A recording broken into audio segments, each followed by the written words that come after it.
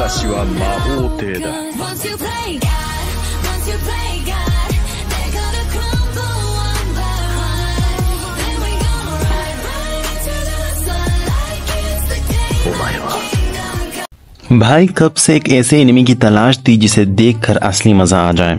ऐसे एनिमे जो सिर्फ सीरियस ना हो भाई, बल्कि कॉमेडी भी हो, मिस्ट्री भी हो थोड़ी, और अनप्रेडिक्टेबल स्टोरी भी हो। क्योंकि same isekai, same overpowered main character, same love triangle, यार कोई कुछ नया चीज तो दे दो। और फाइनली मुझे मिला द एपोथेकेरी डायरीज। ये एनिमे बहुत अच्छा निकला। इसमें कॉमेडी की परफेक्ट टाइमिंग है और वो स्पेशल टच भी है जो एक अच्छी स्टोरी को मास्टरपीस बना लेता है। इसलिए हम लाए इस एनिमे पर इंट्रो वीडियो, और अगर आपको ये वीडियो पसंद आती है तो हम इस एनिमे पर और भी वीडियोस लाते रहेंगे। और हाँ, आप लोग सब्सक्राइब नहीं करते, दिल से बुरा लगता है भाई, थोड़ा हमें भी मोटिवेशन मिलता है, तो सब्सक्राइब कर दिया करो। तो बात करते हैं एनिमे की स्टोरी की। एक दूर दराज किसी एक कंट्री में मीन इंपीरियल चाइना के टाइम पीरियड में, जैसे कि मिंग डायनेस्टी के टाइम पर, जहाँ लोगों को मेडिसिन और ड्रग्स और हर्ब्स का इतना नॉलेज नहीं था, एक छोटी सी लड़की माओ माओ अपनी जिंदगी चैन और शांति से गुजार रही थी, यहाँ तक कि जब तक उसे किडनैप नहीं कर लिया गया। हाँ भाई, बेचारी माओ माओ जो एक रेड लाइट एरिया में पैदा हुई थी जिसका नाम प्लेजर डिस्ट्रिक्ट था, वो एक एपोथेकेरी मीन एक फार्मासिस्ट, सिंपल में बोलो तो एक यानी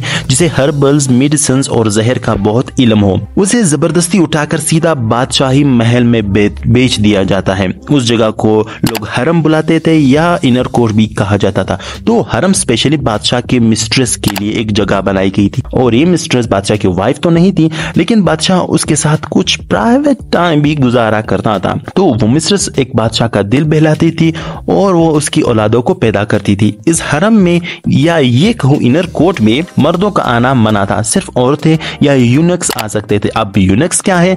EUNUCHS, इसका मतलब आप डिक्शनरी में खुद देख लेना, लेकिन सिंपल में कहूँ वो मर्द जिन्होंने अपना प्राइवेट पार्ट खो दिया हो। क्या बोला तूने? अब हरम में एक तो बादशाह की मिस्ट्रेस रहते हैं और बाकी उनके लिए सर्विंग गर्ल्स और यूनक्स वगैरह रहते हैं। अब इनके साथ साथ वो लेडी इन वेटिंग भी रहती है, मीन वो औरतें रहती है जो मिस्ट्रेस के साथ बहुत करीब हो और जो सारा काम मिस्ट्रेस का करती है अपने हाथों के साथ, और इनकी रैंकिंग भी होती है हाई लो मिड के साथ, ऑन द बेसिस ऑफ कि उनकी नॉलेज और उनका एक्सपीरियंस कितना है। अब माओ माओ जो एक नौकर बन चुकी थी, माओ माओ ने सोचा बस यार चुपचाप अपना काम करो, दिन गिरो और फिर आजादी मिलती ही यहाँ से रफू चक्कर हो जाओ। लेकिन किस्मत को कुछ और ही मंजूर था भाई। महल में अफवाहें गर्म थी कि बादशाह की प्यारी प्यारी शहजादे और प्यारी प्यारी शहजादियां बीमारी या किसी कर्ज के हाथों हलाक होती है, और अब एक शहजादी और शहजादा भी पैदा हो चुके थे, 3 महीने और 9 महीने वाले, और वो भी सेम बीमारी में मुब्तला थे। तो मामाओं को जब सिम्टम्स का पता चला तो उससे रहा नहीं गया। भाई ये बंदी अजीब ही ड्रामा है, क्योंकि अपनी माओ इन चीजों में बहुत क्यूरियस है। जहाँ सब लोग अब तक किसी टोटके वाले बाबा का इंतजार कर रहे थे,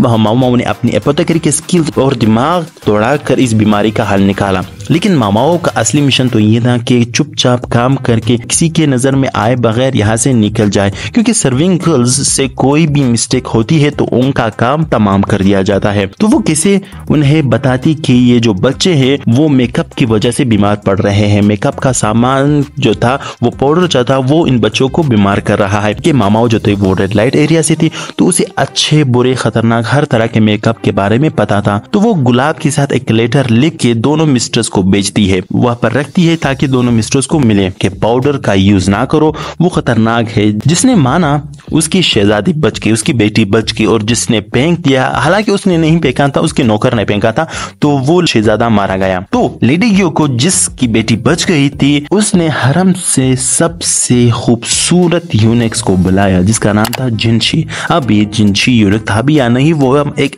अनदर वीडियो में डिस्कस करेंगे। और उसे ये इन्वेस्टिगेशन दी गई कि तुम पता करो कि ये लेटर आखिर भेजा किसने। तो जिनशी ने ये इन्वेस्टिगेशन की और उसे पता चला माओ के स्किल्स के बारे में, और उसके बाद उसे लेडी ग्योको के पास ले गई। तो सब चीजें होने के बाद माओ को बना दिया गया लेडी ग्योको की लेडी इन वेटिंग, और उसे वो खाना जो लेडी ग्योको के लिए लाया जाता था उसे टेस्ट करने के लिए, मीन उसे टेस्ट करने के लिए रखा गया, क्योंकि उसमें पॉइजन ना हो इस वजह से। लेकिन मजे की बात यह है कि नॉर्मल लोग जो होते हैं वो इस जॉब से से डरेंगे, क्योंकि भाई जहर मैं किस तरह टेस्ट करूँ ना। लेकिन माओ को पॉइजन्स इतने पसंद थे कि वो अपने ऊपर ही एक्सपेरिमेंट्स करती थी, तो वो बहुत खुश होती है इस जॉब से। इसके साथ और भी चीजें होती है हरम में जिन्हें माओ कैसे शेरलॉक होम्स की तरह सॉल्व करती है, ये सब आगे इस एनिमे में दिखाया जाता है। ये वीडियो जो स्टार्टर पैक है, सो इसलिए मैं ज्यादा डिटेल में नहीं गया, लेकिन भरोसा करो ये एनिमे आगे और भी इंटरेस्टिंग होता है, स्पेशली इसके 18+ वाले कॉमेडी और जोक्स। स्पेशली एक वो सीन भी आता है जब वो लेडी लिहाओ को एक टिप देती है कि कैसे अपने इंपेरियर को खुश किया जाए, क्योंकि उसे पता था क्योंकि वो रेड लाइट एरिया से थी इस वजह से। लेकिन इस एनिमे की सबसे यूनिक बात यह है कि ये सिर्फ एक मिस्ट्री एनिमे नहीं है, ये एक